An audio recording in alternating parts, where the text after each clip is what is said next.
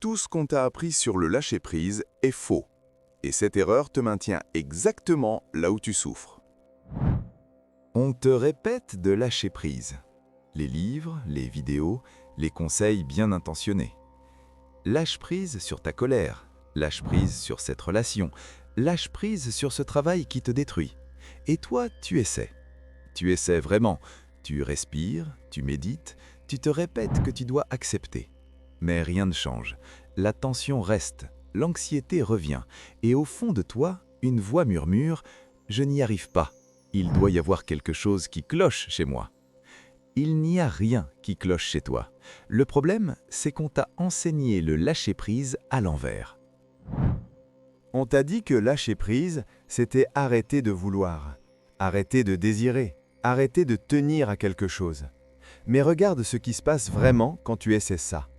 Tu veux lâcher prise sur une pensée douloureuse. Alors tu te concentres dessus, tu l'observes, tu essaies de la faire partir. Et plus tu essaies, plus elle s'accroche. C'est exactement comme quelqu'un qui se noie. Plus il se débat, plus il coule. Le lâcher-prise qu'on t'enseigne partout est un lâcher-prise de surface, un lâcher-prise qui reste dans la tête, et c'est pour ça qu'il ne fonctionne pas. Il y a une histoire qu'on raconte dans la tradition zen. Un homme traverse une rivière. Le courant est fort. Il s'accroche à une branche pour ne pas être emporté. Il tient, il serre, ses mains saignent, ses muscles tremblent. Quelqu'un sur la rive lui crie « Lâche la branche !» L'homme répond « Si je lâche, je vais me noyer !» Mais ce qu'il ne voit pas, c'est que l'eau lui arrive aux genoux. Il pourrait simplement poser les pieds. Cette histoire, c'est exactement ce qu'on vit tous les jours. On s'accroche à des choses en croyant qu'elles nous maintiennent en vie. Une relation, un statut, une image de soi, un besoin d'avoir raison. Et on refuse de lâcher parce qu'on est convaincu qu'on va couler. Mais la plupart du temps, le fond est juste là, à quelques centimètres. Le vrai lâcher-prise, ce n'est pas se forcer à ne plus vouloir quelque chose, c'est réaliser que tu touches déjà le sol. Maintenant, pose-toi cette question. Qu'est-ce que tu tiens en ce moment? Pas ce que tu devrais lâcher, pas ce qu'on te dit de lâcher. Qu'est-ce que tu tiens, là, maintenant, avec une force que tu ne remarques même plus? Peut-être une rancune, peut-être une peur, peut-être l'idée que tu dois tout contrôler pour que ta vie fonctionne. On ne lâche pas ce qu'on ne voit pas, et la plupart des gens ne voient pas à quel point leurs mains sont serrées. Il y a une différence fondamentale entre lâcher prise et abandonner. Abandonner, c'est renoncer parce qu'on n'a plus de force. C'est la défaite.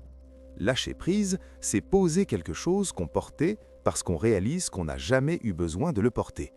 Ce n'est pas une perte, c'est un allègement. Mais pour que ça arrive, il faut d'abord voir le poids. Pense à la dernière fois où tu t'es senti vraiment en paix. Pas excité, pas soulagé, en paix. Je parie que c'était un moment où tu n'essayais rien, où tu ne cherchais pas à contrôler l'issue, où tu n'attendais rien de particulier. Tu étais simplement là. Ce moment, c'était le lâcher-prise réel, et il n'a demandé aucun effort. C'est là que la plupart des enseignements se trompent. Ils font du lâcher-prise une technique, une pratique, quelque chose à accomplir. Mais le lâcher-prise n'est pas quelque chose que tu fais, c'est quelque chose qui arrive quand tu arrêtes de faire. Tu ne peux pas forcer la détente, tu ne peux pas vouloir ne plus vouloir. C'est un paradoxe, et ce paradoxe, c'est la porte. Laisse-moi te donner un exemple concret. Imagine que tu n'arrives pas à dormir. Plus tu essayes de dormir, plus tu restes éveillé. Ton esprit s'agite, tu regardes l'heure, tu calcules combien d'heures de sommeil il te reste. Et le sommeil fuit. Maintenant, rappelle-toi les nuits où tu t'es endormi facilement.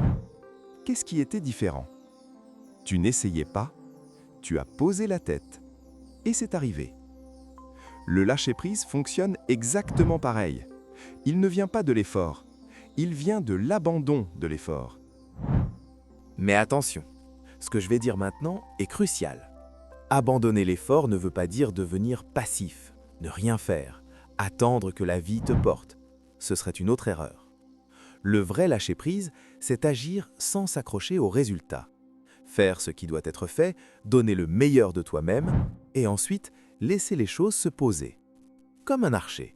Il ajuste sa posture, il vise, il band l'arc avec toute sa concentration, et au moment de tirer, il lâche. S'il garde les doigts crispés sur la corde, la flèche part de travers. Le tir parfait demande un lâcher parfait.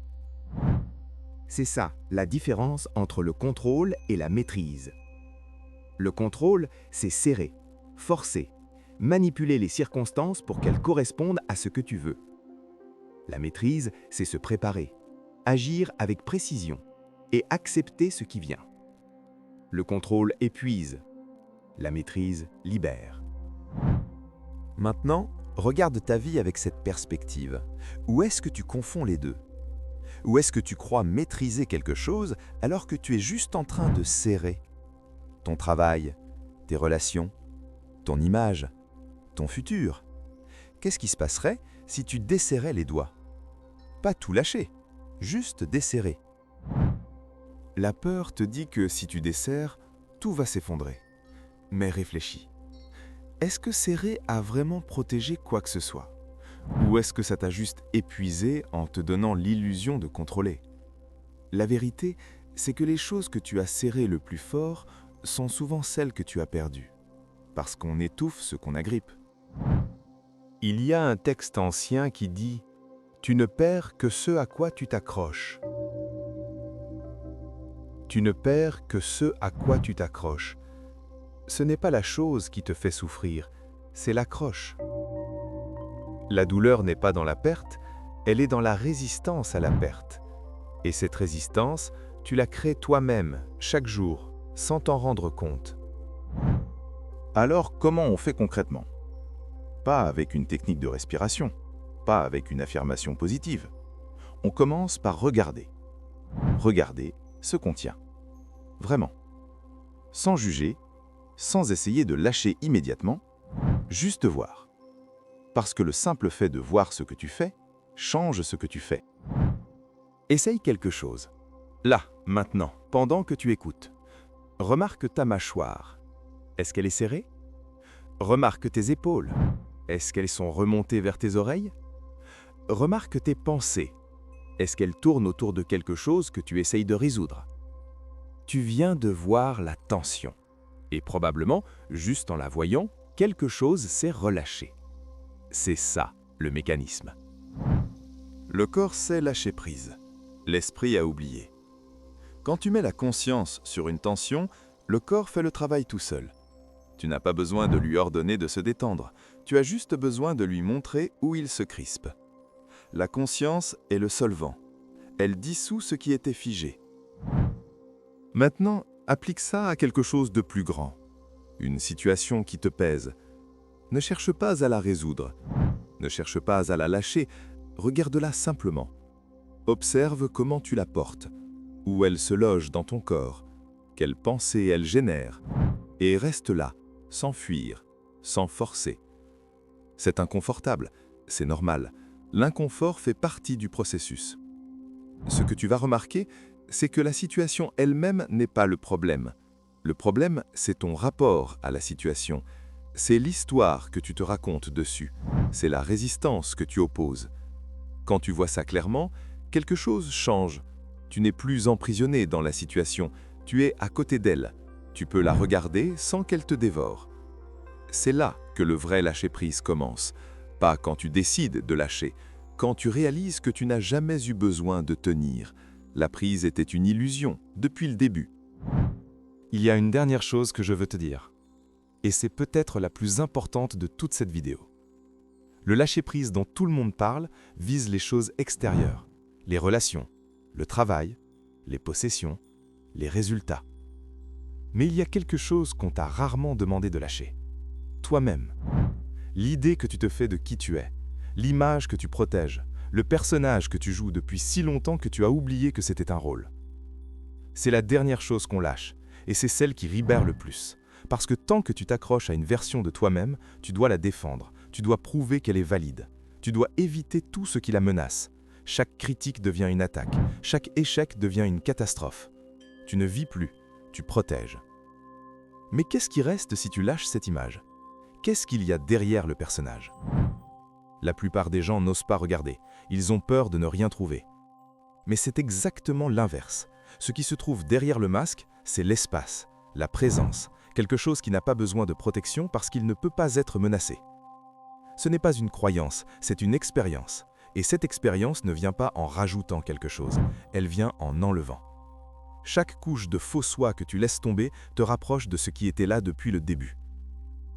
Alors voilà où tout se retourne.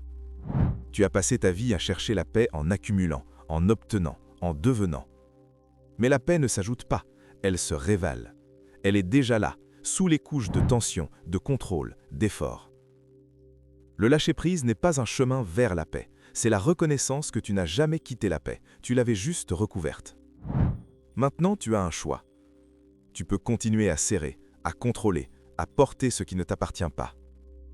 Ou tu peux poser les pieds, réaliser que l'eau t'arrive aux genoux et découvrir que tu n'as jamais eu besoin de t'accrocher. Si cette idée a fait quelque chose bouger en toi, même légèrement, tu comprendras pourquoi les prochaines vidéos vont plus loin. Abonne-toi ici et dans les commentaires, dis-moi, qu'est-ce que tu as réalisé que tu tenais sans t'en rendre compte ?